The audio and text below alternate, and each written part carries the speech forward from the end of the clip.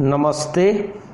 आमे आलोचना करुले नाथ साहित्य संपर्क रे एवं नाथ साहित्य बा नाथ धर्म सहित संपृक्त थिबा किछि चर्चित साधक बा सिद्ध जोगी संपर्क रे मध्य आलोचना करिथिले एवं सेही क्रम रे मुख्यतः मत्स्येन्द्रनाथ और गोरखनाथंकर कथा नाथ धर्म रे आलोचना करा जाए। तेबे मत्स्येन्द्रनाथ संपर्क रे जेमती आलोचना हेतिला सेहीपरि गोरखनाथ संपर्क रे मध्य अनेक किंबदंती और अलौकिक कथा सबू शुणा जाए। सिद्ध गोरखनाथ थिले मत्स्येन्द्रनाथंकर शिष्य अलौकिक विभूतिर अधिकारी होइथिबारु एहांकु प्रथम नाथ सिद्ध भावरे ग्रहण करा जाए। नेपाल रे से नेपाल सिद्ध भावरे परिचित। नेपाल देशर एक किंबदंती अनुसार से सत्य जुगरे पंजाब रे जन्मग्रहण करथिले। से 200 वर्षरु अधिक काल जीवित थिबार मध्य विश्वास करा जाए। एवं डॉक्टर दलगोविंद शास्त्री तांको विषय रे कहिसंती जे गोरखनाथ कलिंग सीमा परिसर भुक्त गोदावरी नदी तीरवर्ती चंद्रगिरी ठारे नवम शताब्दी शेष पादरे बैशाख पूर्णिमा दिन ब्राह्मण वंशरे आविर्भूत होइथिले। से ओडिशा समेत समग्र भारतवर्ष रे प्राय 2 शताब्दी अधिक काल नाथ धर्मर प्रचार करी 12 शताब्दी प्रथम भागरे देहत्याग करिथिबा संभव। नाथ धर्मर क्रम विकास पृष्ठा 253 रे एक कथा से उल्लेख करिसंती। एहा सहित आउ जो किछि तथ्य से रखिसंती तांकर नाथ धर्मर क्रम विकास ग्रंथ रे से कहउचंती जे नाथ धर्म रे महापुरुषंकर बा सिद्ध जोगी मानंकर समाधि को गादी कुहा जाए। केआर बैंक आड़ी प्रभृति नाथ धर्मर प्रसिद्ध मठ गुडी करे गोटिए गादी घर थाए। सेई घरे महंत मानंकु समाधि दिया जाए। तीर्तोल थाना अंतर्गत छपड़ा ग्राम रे जो बड़ गोरखा और सान गोरखा नामक दुईटी गादी अच्छी से दुईटीरु बड़ गोरखा अर्थात जहाँ सर्वसाधारण रे गोरेख गादी रूप में परिचित खूब संभव ता स्वयं गोरखनाथंकर समाधि एवं निकटस्थ ग्रामर सान गोरखा गादी तांकर कोनोसी प्रिय शिष्यंकर समाधि। गोरखनाथ जीवनर किछि काल प्राची उपत्यकार सारला पीठ सन्निकट रे अतिबाहित करिथिले एवं सेही अवस्थान काल रे शिशु वेद रचित होइथिला। गोरेख गादीर जनप्रियता सारला कृति रे गोरखनाथंकर महात्म्य वर्णना एवं शिशु वेदर प्राधान्य दृष्टि उक्त अनुमान को उपेक्षा करा जाई पारे ना बोली डॉक्टर दलगोविंद शास्त्री उल्लेख करिसंती। सेही परी से ए संपर्क रे पुणी आग को जाई कहउछंती साधनमालार मुखबंधरे लेखा हैछि सरहपाद ओडिशा को आसी कवेशक कल्पंक ठारू मंत्रजान शिक्षा करिथिले। एवं पूर्वरु मध्य एक कथा से आलोचना करिसंती उड्डियान बा ओडिशा तंत्रजान और मंत्रजानर थिला पीठ। इंद्रभृति प्रभृतिंकर काल साधनमालार सिद्धांत अनुसार से एहा उल्लेख करिसंती। जेमिति सरहपाद संभवतः 633 ख्रीष्टाब्द, लुईपा बा मत्स्येन्द्रनाथ 669 ख्रीष्टाब्द, इंद्रभूति 717 ख्रीष्टाब्द, लक्ष्मींकरा 729 ख्रीष्टाब्द, जालंधरीपा 705 ख्रीष्टाब्द, कृष्णाचार्य 717 ख्रीष्टाब्द एवं एई क्रम रे से कहउछंती जे मत्स्येन्द्र कदली बनरे नारी संसर्ग रे पड़िथिबा समय रे वृद्ध होइथिले एवं तांकर शिष्य गोरखनाथ सेही समय रे तांकु उद्धार करिथिले। ए विषय शेख फैजुल्लांकर गोरख विजय एवं अन्यान्य प्रादेशिक उपाख्यानरु जना जाए। अतएव गोरखनाथंकर आविर्भाव नवम शताब्दीर प्रथम भाग हेबा असंगत नुहे, कारण मत्स्येन्द्रनाथ कायसिद्ध जोगी थिबारु दीर्घ जीवन लाभ करी 100 वर्ष परे वृद्धावस्थारे उपनीत हेबा संभव। प्राचीन कालरे विशेषतः कायसिद्ध जोगी माने बहु वर्ष बंची रहिबार प्रमाण मिले।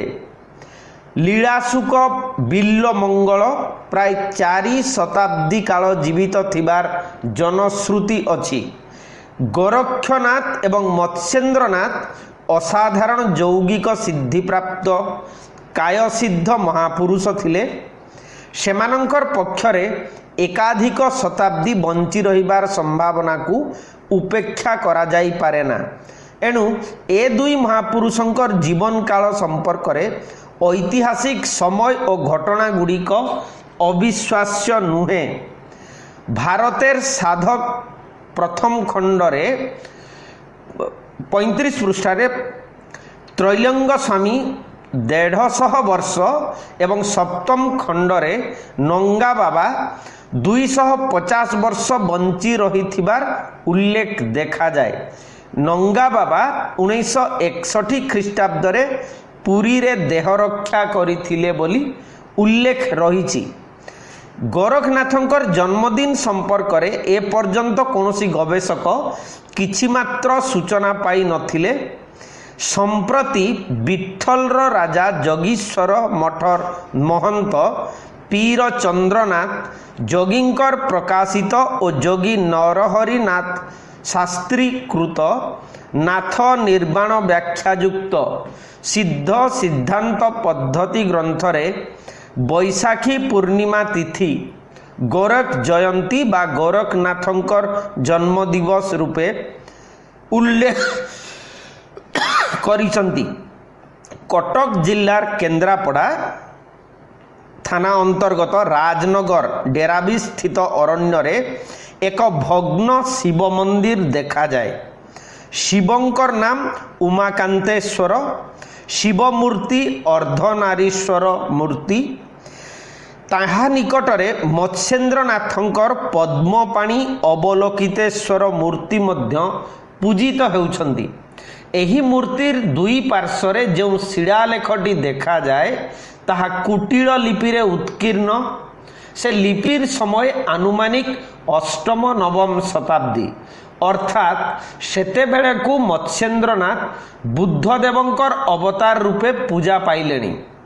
अवतार रूपे पूजित होगा पई 1 शताब्दी बा अंतत अर्ध शताब्दी काल सीमा गृहीत हेले मत्स्येन्द्रनाथंकर समय अष्टम शताब्दीर प्रथम पाद हेबा अनुमान करा जाए। तेणु आलोचना रे डॉक्टर दलगोविंद शास्त्री मत्स्येन्द्रनाथ और गोरखनाथंकर जन्म काल स्थान और काल संपर्क रे जो आलोचना करिसंती ता भितरे सिद्धांत गुड़िक एई रकम रही पारे जे मत्स्येन्द्रनाथ सप्तम शताब्दीर शेष भागरे ओडिशा रे जन्म ग्रहण करथिले। से क्रमे तंत्र मार्गर प्रवर्तक एवं परे नाथ धर्मर प्रधान आचार्य रूपे नाथ धर्म को प्रचार और प्रसार करथिले। द्वितीय रे गोरखनाथ कलिंग सीमा परिसर भुक्त जोटा गोदावरी नदी तटवर्ती चंद्रगिरी ठारे नवम शताब्दीर शेष पादरे बैशाखी पूर्णिमा दिन ब्राह्मण वंशरे आविर्भूत होइथिले। से ओडिशा समेत भारत वर्षरे प्राय 2 शताब्दीरु अधिक काल नाथ धर्मर प्रचार करी दशम शताब्दीर प्रथम भागरे देह त्याग करिथिबा संभव। उपसंहार रे से वक्तव्य रखी कहउछंती मत्स्येन्द्रनाथ और गोरखनाथंकर काल और अवस्थिति संपर्क रे ए पर्यंत जो समस्त आलोचना हेइछि ताहा समाप्ति लाभ करि नाही एवं बहु तथ्य अद्यावधि लोकलोचन को आसी पारि नाही। केवल प्राप्त तथ्य अनुसारे से आलोचना करिसंती एवं एक कथा मध्य से कहउछंती जे ओडिशा रे पाटकुरा थाना अंतर्गत पुंदाल ग्रामर और ताहार पूर्व को 12 माइल दूरस्थ समुद्र निकटवर्ती मत्स्येन्द्रनाथ गादीर ऐतिहासिक तथ्य वर्तमान विलुप्त। प्राची नदी और चित्रत्पला नदीर अववाहिका संपर्क में प्रत्नतात्विक गवेषणा और अनुसंधान एपर्यंत हो पारि नहीं। एकदा एई दुई नदीर तट नाथ धर्मर सिद्धयोगी मानकर प्रधान बासस्थली और साधना क्षेत्र रूपे प्रसिद्धि लाभ करिथिला। सुतरां ए पीठ गुड़िकर तथ्यानुसंधान कले मत्स्येन्द्रनाथ और गोरखनाथंकर ओडिशारे जन्म और स्थितिकाल संपर्क में अधिक प्रामाणिक तथ्य मिली पारिबो।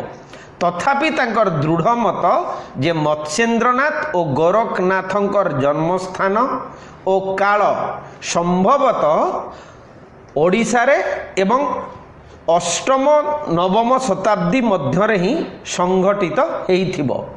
तेबे एही क्रम रे आमे नाथ साहित्य संपर्क रे जदि आलोचना करिबा ताहले देखिबा जे भारतीय संस्कृति और साहित्य को नाथ धर्मर रहिछि उल्लेखयोग्य अवदान एवं सेही सूत्र रे ओडिया साहित्य को मध्य एही धर्मर अवदान किछि कम नुहे। नाथ धर्म और दर्शन द्वारा सारला साहित्य और पंचसखा साहित्य विशेष भावरे प्रभावित होइथिबा लक्ष्य करा जाए। तेबे ओडिया भाषारे रचित नाथ धर्म प्रख्यापक ग्रंथ गुड़िकर संख्या सीमित। द्वादश शताब्दी ठारू पंचदश शताब्दी पर्यंत अर्थात चर्या साहित्य परठारू सारला साहित्यर आरंभ पर्यंत समय ओडिया साहित्य रे घोर तमसाच्छन्न जुग। ए अवधि आविष्कृत नाथ धर्म प्रख्यापक ग्रंथ मानक मध्यरु मात्र 2 बा 3 खंड एई जुगरे लिखित बोली बहुत तत्वविद मत प्रकाश करिसंती। सेगुड़िक जदि आमे आलोचना करिबा ताहले देखिबा से विषय प्रथम आसीबो शिशुवेद। एई शिशुवेद संपर्क रे आलोचना करी डॉक्टर बंशीधर महांती उल्लेख करिसंती। से लिखिसंती शिशु तालव्यस्वरे हर्षई तालव्यस्वरे हर्षौ चाइल्ड जहाँ को आमे कहूचे छोट पिला सेई अर्थरे से लिखिसंती।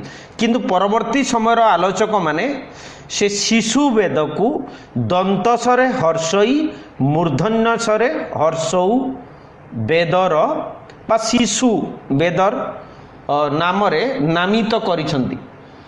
डॉक्टर बंशीधर महांती लिखुचंती जे शिशुवेद प्रसंग रे अनेक नूतन तथ्य ओडिशार सराक जाति और प्राचीन ओडिया साहित्य मिली थाए। कटक जिला बांकीर रगड़ी गाँर सराक गुरु वयोवृद्ध श्री दीनबंधु दास सह लेखक बंशी महांती शिशुवेद संबंध रे आलाप हेइथिला एवं शिशुवेद ग्रंथ नामक एक ग्रंथ मो निकटरे थिबार विषय औपन्यासिक गोपीनाथ महांती कहिबारु से मो निकट को अतीव उत्साहर सहित धाई आसीथिले ग्रंथ देखिबा निमित्त। बुद्धदेव और बौद्ध धर्म ग्रंथर लेखक बड़म्बा माणियाबंध जोटा जिला ढेंकानाल श्री सदाशिव पात्र सराक जातिर धर्मग्रंथ संबंध रे मध्य केतेक आलोचना करिसंती। पुस्तकटी 1949 मसीह प्रकाश पाइछि। लेखक सेही ग्रंथ रे शिशुवेद प्रसंग रे लिखिसंती। मात्र मध्ययुगरे जेतेबेले बौद्ध धर्म रे विष्णु और अन्यान्य देवदेवीर पूजा प्रचलन कले और बौद्ध धर्मरु अनेक नूतन धर्म सृष्टि हैला सेतेबेले शिशुवेद नामक पंचम वेदर सृष्टि। सराक मानक पाखरे थिबा बौद्ध ग्रंथ गुड़िकरे एई शिशुवेद संबंधी आलोचना रहिछि। जेपरि अहिंसा परम धर्म वैरबद्ध विवर्जित नीलाचल निवासाय बौद्ध रूपी नमो नमः नमस्ते बौद्ध देवायं अनंत शिरभूषणं जोगमाया सुभद्रांच मध्ये श्री विजये तथा श्री जगन्नाथ गुरु जगन्नाथ गुरु बुद्धंच धर्मचक्र सुदर्शनम ओंकार ब्रह्ममूर्ति चतुर्मूर्ति स्थितं भजेत।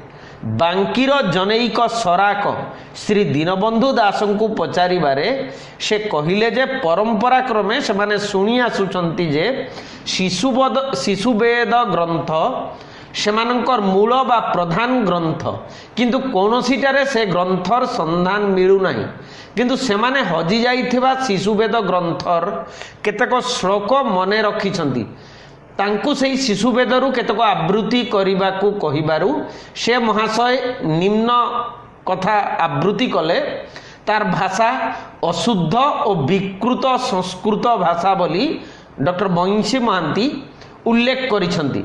से जहाँ आवृत्ति करथिले ताहा एमिति लिपिबद्ध होईछि कैलास शिखर रम्यं गौरी पुच्छन्ति शंकर शिशुवेद किमाश्चर्यं कथं देव महेश्वर ओंकार प्रभवा वेदा वेदानांच शिशुवेद शिशुवेद महाज्ञानं महाज्ञानं महेश्वर महेश्वर घर मूर्ति चंद्रोदय यथाश्चंद्र तथा बिंदु तथा जल ओम सर्पवत् कुंडलाकारं शिशुम्ना वेष्टित तनुम ओंकार तु लयो प्राप्ते प्रणवे प्राणवासकम।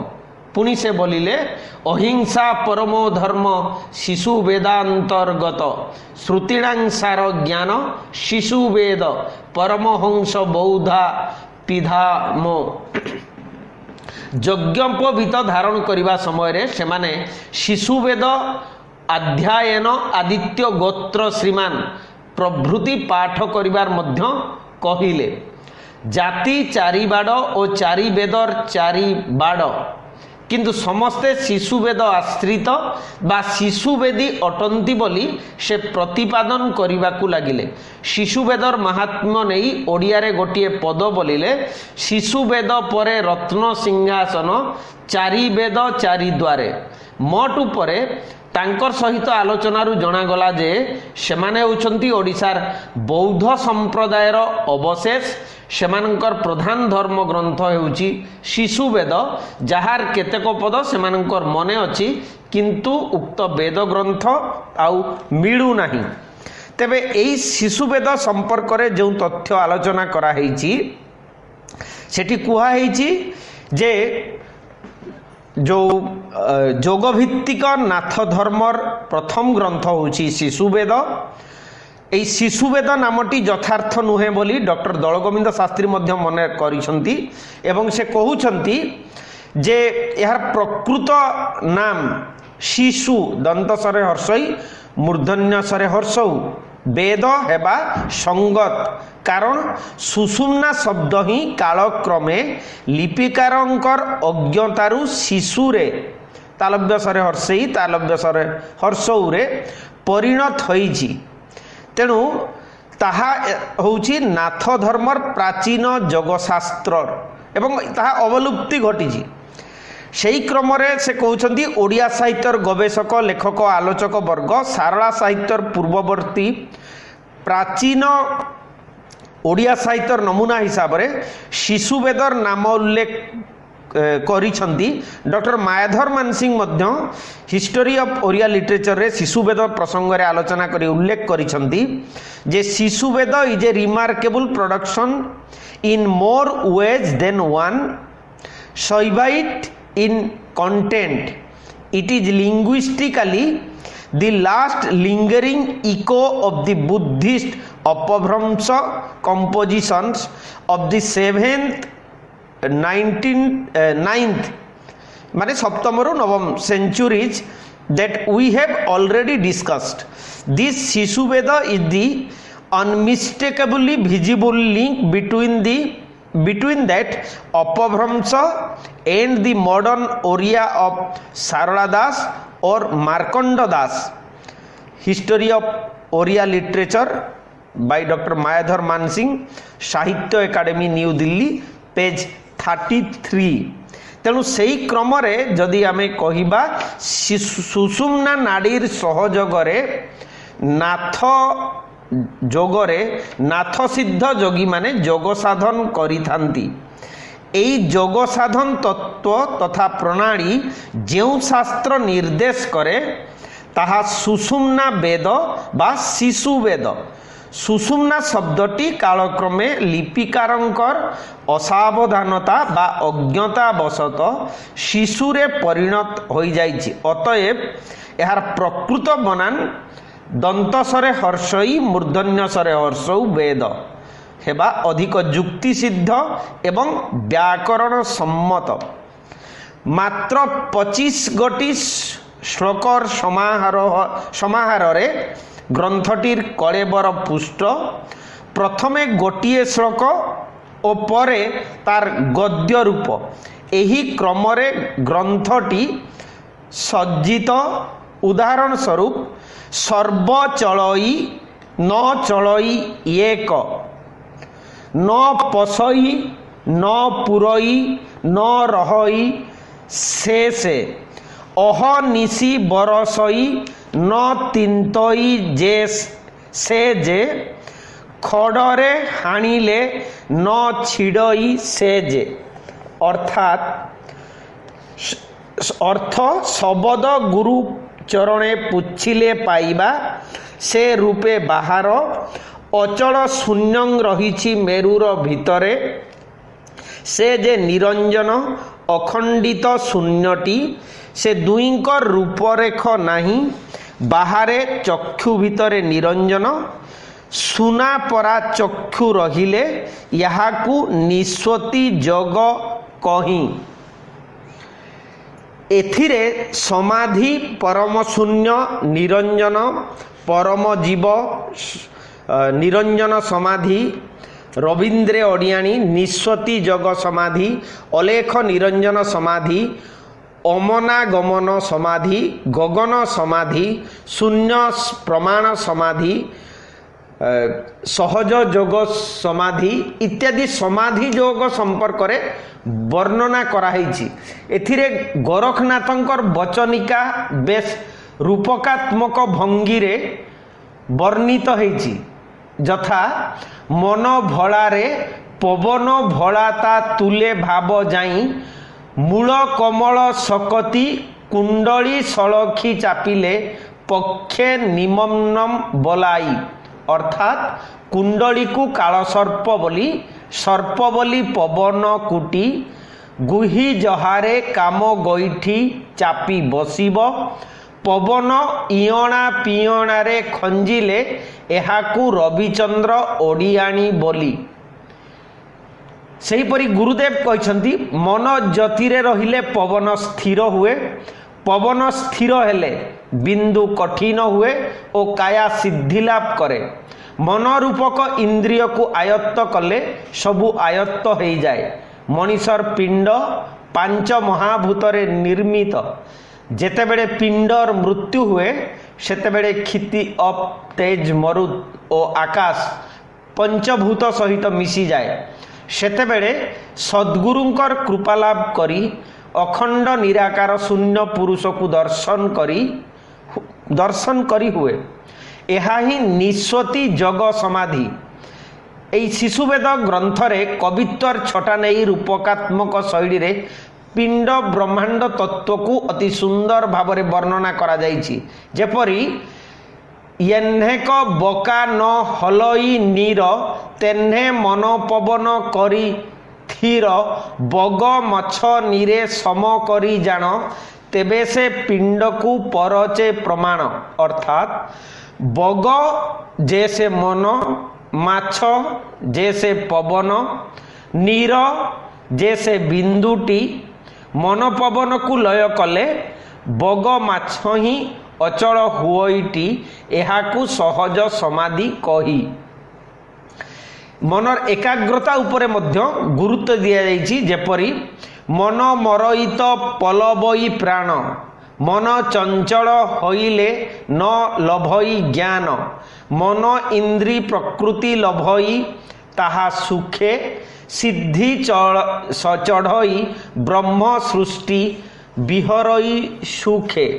अर्थात मन सकल इंद्रिय मध्यरे राजा मन जेतेबेले अमन हुए सेतेबेले इंद्रिय सर्वस्व मनर मृत्यु हुए एतिकिरे जीवात्मा परम पद प्राप्ति हुए एही समय रे मिले परमानंद।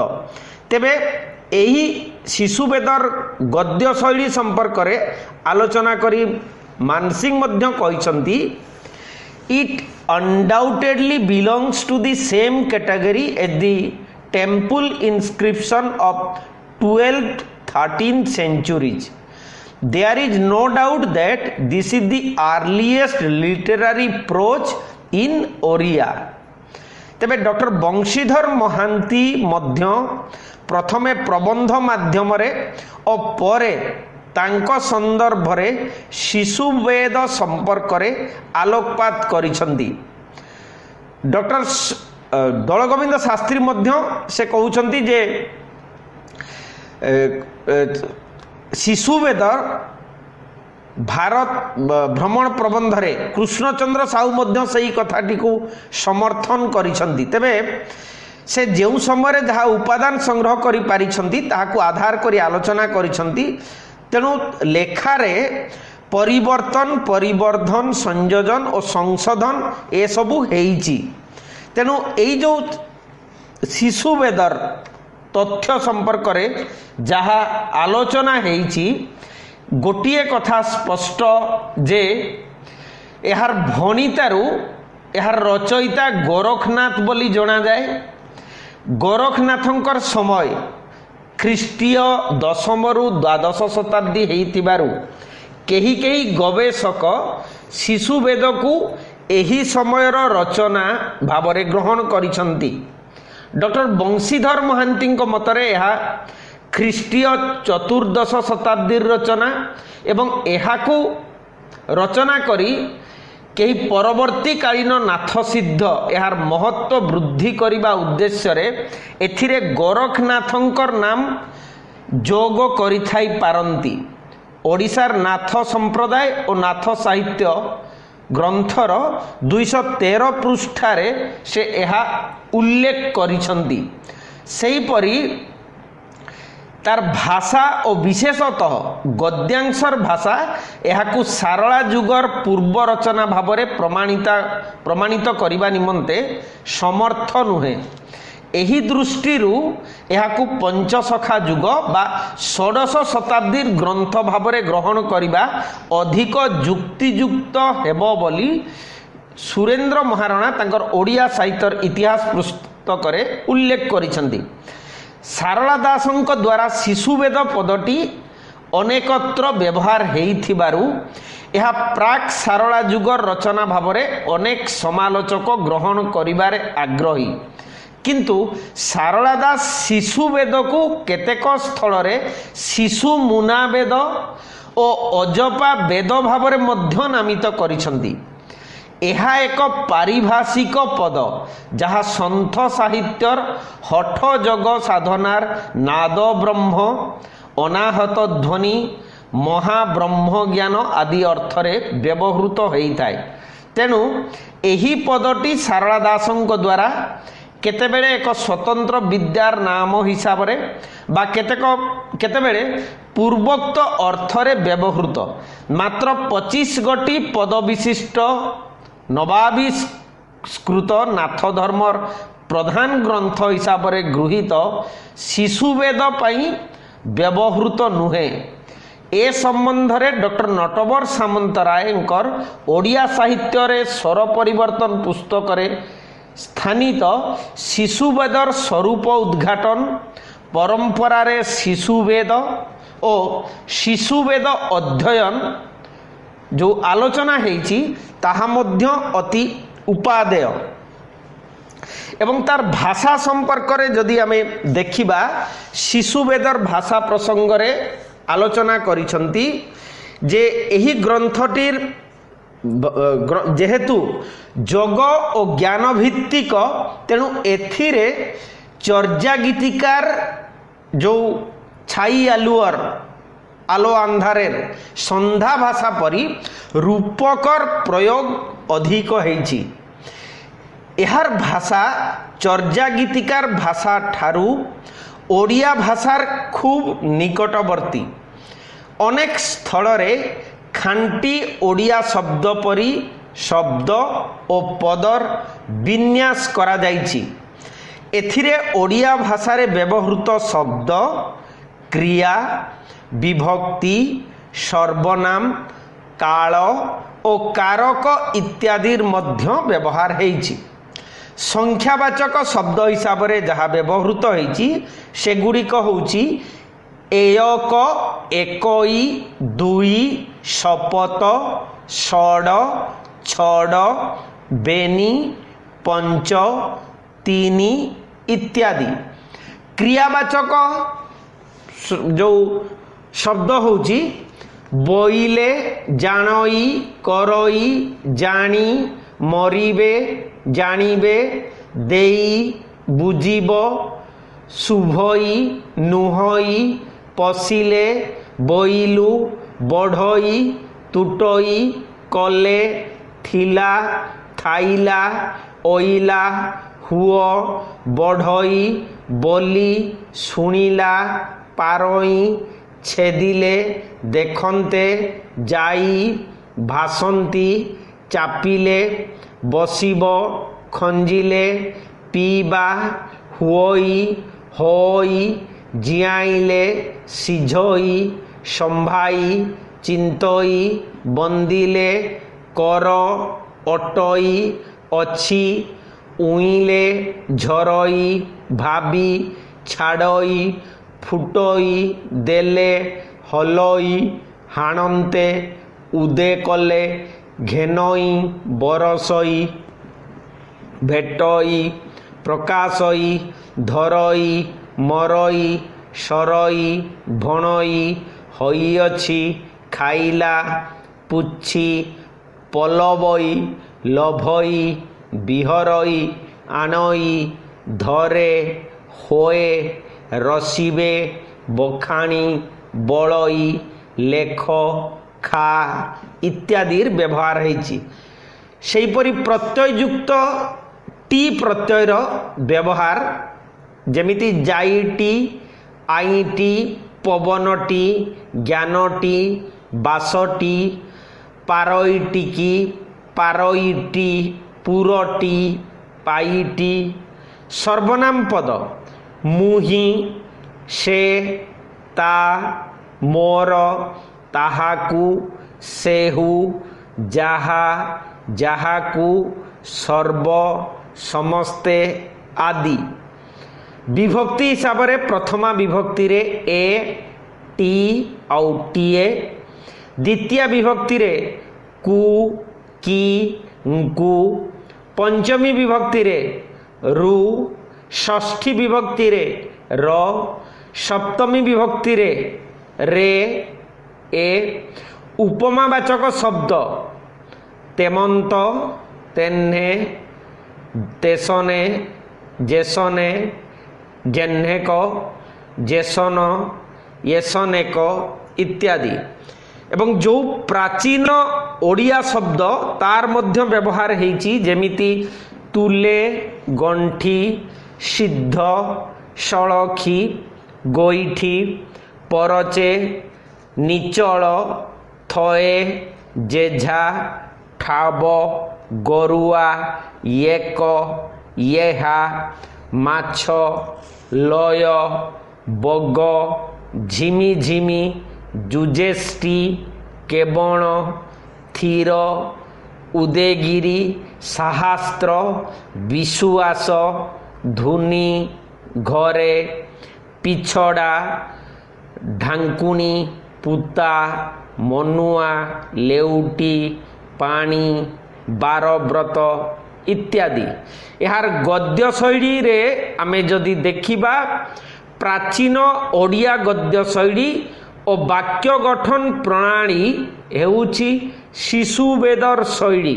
जेमिति चक्षुरे देखिले जे कल्पना छाड़िला से प्राणी की शून्य देही बोली चक्षु भीतर पितुड़ा को लय कले मन थीर होई पवन थीर होई एहाकू निरंजन समाधि बोली। तेणु आलोचनारू जना जाए जे एहार भाषा अपभ्रंश भाषा ठारू अधिक मार्जित और ओडिया भाषार अनुरूप परी बोध हेउची। एथिरे तत्सम तद्भव और देशज शब्दर व्यापक प्रयोग हेइची। विशेष करी रूपकात्मक भाषा एहार छंद को अधिक रसायनित करिछि।